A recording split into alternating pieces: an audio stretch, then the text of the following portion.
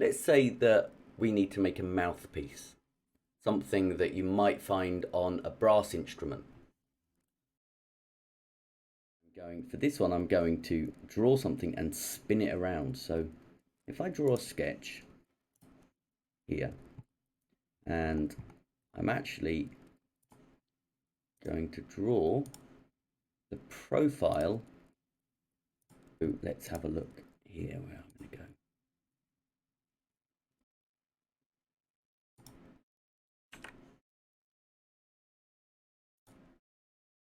There's my profile.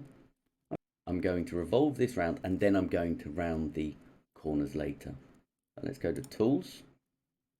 There's Revolve. That's what I want to revolve. Select the axes.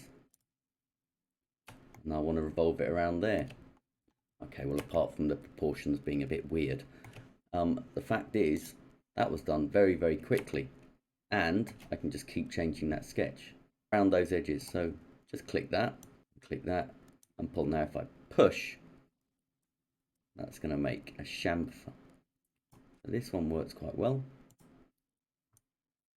And of course, you're probably already realizing now that in woodwind or brass or any wind instrument, having a smooth passage for the air to go through is definitely going to make a better sound. Or is it?